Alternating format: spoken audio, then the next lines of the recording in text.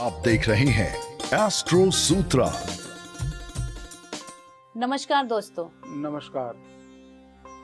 दोस्तों, आज का हमारा एपिसोड बहुत ही स्पेशल है।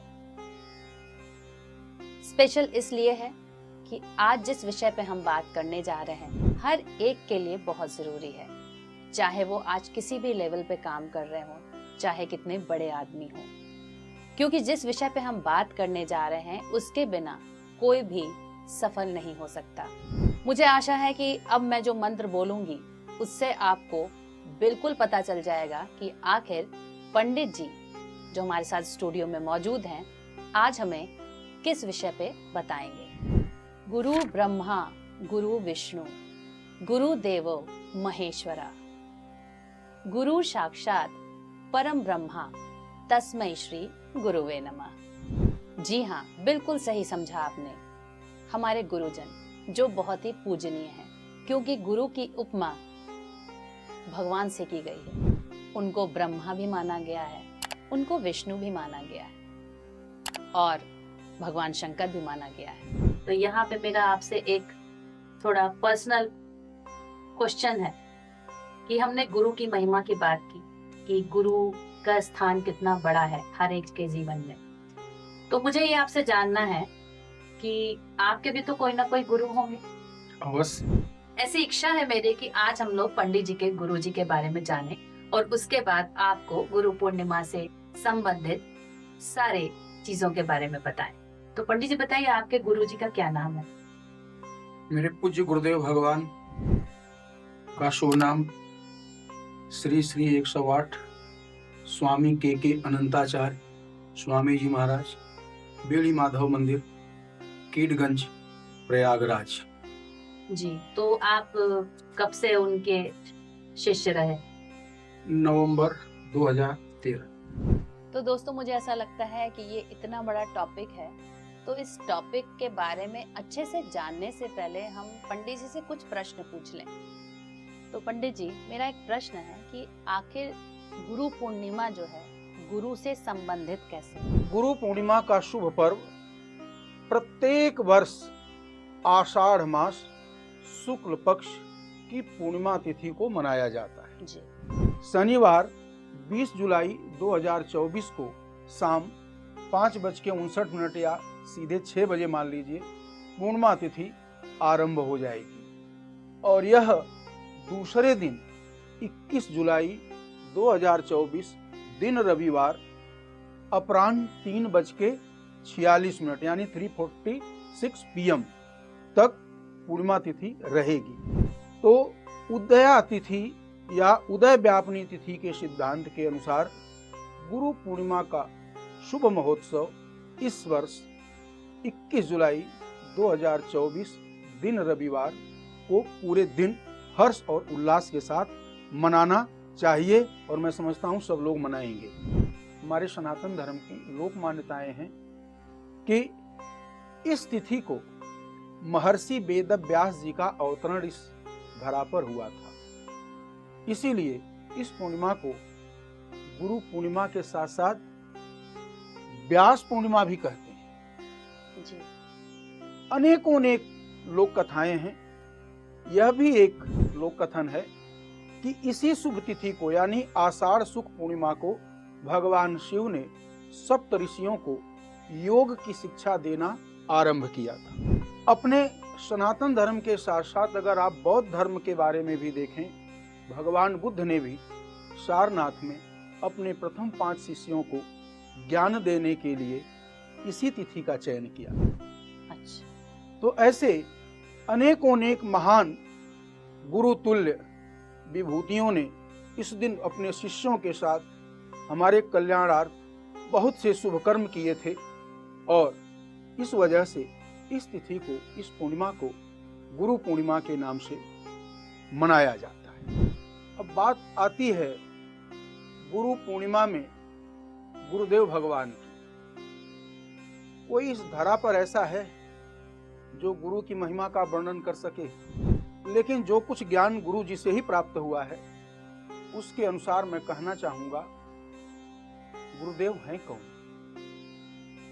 गुरुदेव के अनेकों रूप गुरु शब्द जो है, दो शब्द है, गु रु। गु माने क्या होता है? अंधकार, और रू का शाब्दिक अर्थ है प्रकाश। ऐसे विभूति, ऐसे महानुभाव, ऐसे कृपालु दयालु मर्मज्ञ, जो हमें अंधकार से प्रकाश की तरफ ले जाने का मार्गदर्शक हमारे जीवन में बने, उनको गुरु की उपाधि प्रदान की जाती है। बिना गुरु के इस जीवन में सफलता की सीढ़ी चढ़ना मुश्किल ही नहीं, असंभव है। हमारे जीवन में, आपके जीवन में पग पग पर गुरु मिलते रहे हैं। हमने जो कुछ भी पाया है गुरुओं के माध्यम से ही पाया है। अब आप ये सोचेंगे कि हम बचपन में छोटे से बालक थे तो किस गुरु ने हमें दीक्षा दी? गुरु के बारे में कहा गया है कि जो हमारा निषेक संस्कार करे, अन्न के द्वारा पोषित करे, वह जीवन का प्रथम गुरु है। तो प्रथम गुरु कौन बना? पिताश्री। हमारा आधान किससे हुआ? पिता से। तो हमारा निषेक पिता के द्वारा हुआ। जन्म होते ही सारा पालन पोषण की जिम्मेदारी पिताश्री ने उठाया। तो पिताश्री को जीवन में प्रथम गुरु की पदवी प्राप्त है। पिता धर्मः पिता स्वर्गः पिता ही परमं तपः पितर प्रीतिमापन्ने प्रियन्ते सर्व देवता। पिता मानव जीवन में प्रथम गुरु कहे गए। उसके बाद हमें हमारे शिक्षक गण, वो हमारे दूसरे गुरु हैं, जिन्होंने हमें अक्षरों से अवगत कराया। तब हम आगे पढ़ लिख करके कहीं ऊंचे पद पर आसीन हुए।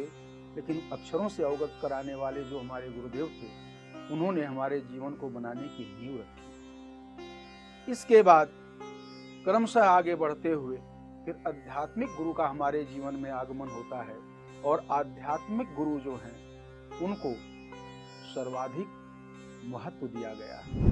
किसी भाग्यशाली शिष्य को अगर गुरुदेव भगवान की सच्ची कृपा प्राप्त हो जाए तो जीवन में क्या कल्याण हो सकता है, तो मैं क्या बताऊं। स्वयं भगवान राम जी ने इस महिमा को बताया।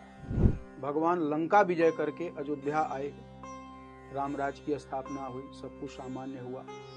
तो एक दिन माता कौशल्या ने प्रभु श्री राम से पूछा कि बेटा, रावण, कुंभकर्ण, मेघनाद ऐसे महान बलशाली योद्धाओं को आपने युद्ध में कैसे परास्त कर दिया? भगवान ने कहा, माते, गुरु वशिष्ठ कुल पूज्य हमारे,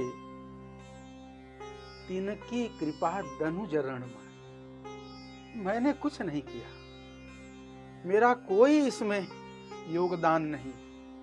हमारे कुल गुरु पूज्य गुरुदेव भगवान श्री वशिष्ठ जी का हमारे ऊपर इतनी कृपा है। उनकी कृपा और उनके आशीर्वाद के शुभ परिणाम स्वरूप इस कार्य को करने में मैं सफल हो सका। इतनी बड़ी विजय को गुरुदेव भगवान के श्री चरणों में समर्पित किया कि जो कुछ भी मैं कर पाया उसमें मेरा कोई बाहुबल का सामर्थ्य का योगदान नहीं है। सब कुछ जो हो पाया वो सिर्फ गुरु वशिष्ठ कुल पूज्य हमारे। ये आपने बहुत अहम जानकारी दी हमें। और ये तो हुई युद्ध की बात। भगवान ने हम सांसारिक लोगों के लिए भी संकेत किया है। भगवान के कहने का तात्पर्य है, भगवान श्री राम ने एक और भी वाक्य कहा कि जे गुरु चरण रेणु सिर धरही, ते जन सकल विभव बस कर। जो अपने गुरुदेव के चरणों की धूल को अपने मस्तक पर धारण करता हो, इतना श्रद्धा से धारण करता हो, इतना श्रद्धावान हो, ते जन सकल विभव बस करे। दुनिया के, संसार के समस्त सुख वैभव अपने बस में कर सकता है, प्राप्त करने में सफलता प्राप्त कर सकता है, सारे वैभव उसको प्राप्त हो सकते हैं। तो भगवान श्री राम जी ने गुरुदेव की इतनी महिमा का वर्णन किया है। आगे मैं एक जानकारी देना चाहूंगा कि हम लोग सौभाग्यशाली हैं कि हमारे जीवन में गुरुदेव भगवान का दर्शन पूजन का सौभाग्य मिल रहा है। गुरु पूर्णिमा पर गुरुदेव भगवान का पूजन कैसे करें, यहां पर कुछ लोकाचार भी मैं बता दूं। मैंने कई लेखों में पढ़ा है कि गुरु पूर्णिमा पर गुरुदेव को अपने घर आमंत्रित करना चाहिए। कि मैं किसी का खंडन नहीं कर रहा हूं, लेकिन व्यक्तिगत रूप से मैं इस पर सहमत नहीं हूं। मैं काशी क्षेत्र से हूं। हमारे यहां एक परंपरा है कि गुरुदेव को कभी न्योता यानी निमंत्रण देके नहीं बुलाया जाता। पूज्य गोस्वामी जी ने रामचरितमानस में दिया है, मैं उसका उदाहरण दूंगा। हमारे काशी क्षेत्र में एक मान्यता है कि अपने किसी शुभ अवसर पर, दुख में तो जो शुभचिंतक होते हैं स्वतः आते हैं दुख प्रकट करने, लेकिन सुख के समय शुभ अवसर पे अपने इष्ट जन श्रद्धेय जनों को, मित्र जनों को आमंत्रित करके बुलाया जाता। तो गुरुदेव भगवान को हमारे क्षेत्र में यह लोक परंपरा है कि उनको न्योता यानी निमंत्रण नहीं दिया जाता, कि कार्ड भेज दिया या आज व्हाट्सएप कर दिया, फोन कर दिया, गुरुजी 25 तारीख को बच्चे की शादी है, दर्शन दीजिए। यह अमर्यादित माना गया है। गुरुदेव भगवान को निमंत्रण नहीं देना चाहिए, निमंत्रण देके नहीं बुलाना चाहिए। इसका क्या रूप रखना चाहिए वो मैं बताना चाह रहा हूं। आपके घर में कोई शुभ कार्य होने वाला है तो घर के प्रमुख व्यक्ति को, अगर वह शारीरिक रूप से सक्षम है, जो समस्त व्यवस्थाओं को देखने का मुखिया है, उनको बड़े आदर भाव के साथ गुरुदेव भगवान के आश्रम पर या उनके निज निवास पे स्वतः जाना चाहिए। वहां जाकर के उनसे निवेदन करना चाहिए कि गुरुदेव भगवान, यह शुभ कर्म आपके आशीर्वाद से हमारे घर में हो रहा है, कृपया आप वहां पर दर्शन देने की कृपा करें। गुरुदेव भगवान के घर खुद जाइए, स्वयं जाइए और उनसे उस तिथि पर आने का निवेदन करिए। इस प्रकार गुरुदेव को निमंत्रण दिया जाता है। दूसरा, जिस दिन आपका वो शुभ महोत्सव है, उत्तम है कि आप स्वयं जाकर के गुरुदेव भगवान को ले आए। लेकिन आज के युग में सभी लोग व्यस्त हैं, समय अभाव है, भाग दौड़ का जीवन है।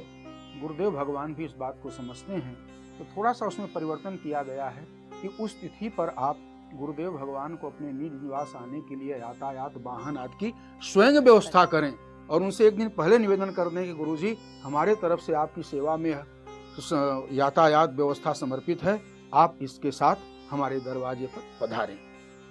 और जब गुरुदेव भगवान आपके द्वार पर पहुंचे तो 10 कदम पहले ही बढ़ करके आप उनका स्वागत करें, वाहन से उनको उतारें और उनके लिए समुचित पवित्र निवास की व्यवस्था करें, आसन की व्यवस्था करें, अर्घ पाद्य आदि दे करके उनका पूजन करें। इसके बाद फिर उनके निर्देशन में अपने कार्य को आगे बढ़ाएं। रामचरितमानस में एक प्रसंग आता है जिस पर कुछ प्रमुख श्रद्धेय कथावाचकों ने कहा है कि महाराज चक्रवर्ती जी की कहीं कहीं इस बात व्यवहार को गलत मानना चाहिए, उनकी अनजाने में हुई गलती है। क्या? बाबा पूज्य गोस्वामी दास जी लिखते हैं कि महाराज चक्रवर्ती यानी दशरथ जी के मन में भाव आया कि एक बार भूपति मनमाही भयउ गलान मोरे सुतना। एक बार उनके मन में ऐसा भाव आया, मन में दुख हुआ, करे मेरे तो पुत्र नहीं है। तो जब ऐसे मन में विचार आया तो महाराज ने क्या व्यवहार किया? गुरु गृह तुरत गयो महिपाला, चरण लाग कर विनय विशाला। तो महाराज नंगे पांव सीधे गुरुदेव के आश्रम गए और जाकर के वशिष्ठ जी महाराज के चरणों में लेट करके साष्टांग प्रणाम करके विनती करते हैं कि भगवान, आपकी कृपा से सब सुख मिला मुझे, लेकिन एक सुख से मैं वंचित हूं, इस पर भी आप कृपा करिए। कृपा प्रसूद 4 पुत्र हुए, कृपा प्रसाद स्वरूप 4 पुत्र हुए, बड़े हुए और 4 बहुएं आ गईं। सब कुछ बढ़िया चल रहा था, लेकिन जब भगवान राम जी को राजा बनाने की बात आई तो महाराज स्वयं चल करके गुरुदेव भगवान के यहाँ नहीं गए कि जा करके एक बार गुरु जी से मंत्रणा कर लूं, मैं राम को ज्वराज बनाना चाह रहा हूं, उनको आगे अपना उत्तराधिकारी घोषित करना चाहता हूं। बल्कि महाराज ने क्या व्यवहार किया? तब नर नाह वशिष्ठ बुलावा। उन्होंने गुरुदेव को बुलवाया। जब पुत्र नहीं था तो गुरुगृह तुरंत गए महिपाला, और आज तब नर नाह वशिष्ठ बुलावा। इसको कई पूज्य श्रद्धेय कथावाचक जो लोग हैं वो कहते हैं कि जाने हो या अनजाने हो, इसको चक्रवर्ती सम्राट की महाराज जी की गलती में यह शामिल होता है कि ऐसा बुलावा नहीं करना चाहिए था, स्वयं वहां जाकर के ये बात करनी चाहिए।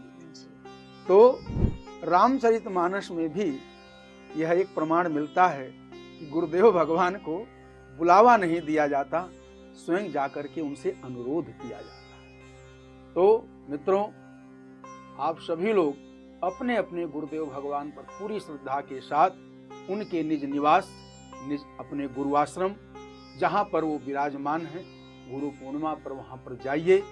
जा करके गुरुदेव भगवान के श्री चरणों में साष्टांग प्रणाम करिए, उनका पूजन अर्चन करिए और यथा श्रद्धा यथा शक्ति गुरुदेव भगवान को चरणों में भेंट उपहार समर्पित करिए और उनके चरणोदक को ग्रहण करिए और उनके द्वारा प्राप्त कृपा प्रसाद को शिरोधार्य करते हुए अपने शुभ निवास पर आएं और गुरुदेव के द्वारा बताए हुए जो भी हमारे जीवन के कल्याणार्थ निर्देशन है, उनका मार्गदर्शन है, उसको शिरोधार्य करते हुए आगे बढ़ते रहिए।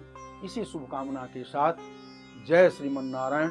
प्रेम से बोलिए सच्चिदानंद स्वरूपाय श्री सद्गुरुदेव भगवान की जय।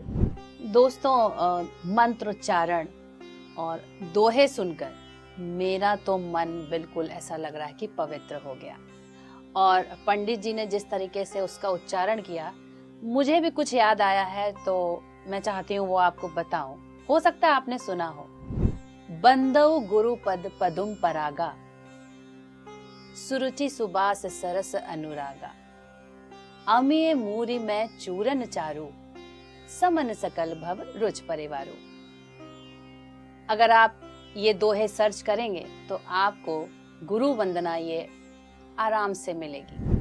वो कहते हैं ना कि जैसे माँ को गुरु माना गया है, तो आपका घर माँ के बिना अंधकार में डूबता है और पिता के बिना आपकी लाइफ अंधकार में डूब जाती है। तो हमारी जिंदगी में कहीं कुछ भी हो रहा हो, हम किसी भी लेवल पे अपनी जिंदगी में आगे बढ़ें, कहीं ना कहीं हम किसी ना किसी से कुछ ना कुछ सीखते हैं, चाहे वो हमसे छोटा हो चाहे बड़ा हो, चाहे हमें रास्ते में कोई मिल गया हो और वो उसने छोटी सी सीख दे दी हो। तो इसी के साथ हम आपको गुरु पूर्णिमा की हार्दिक शुभकामनाएं देते हैं और हमारा आपसे ये अनुरोध है कि इस बार आप गुरु पूर्णिमा बहुत अच्छे से मनाएं और अपने गुरुओं का अभिनंदन करें। मिलते हैं आपसे अगले एपिसोड में, तब तक के लिए नमस्कार।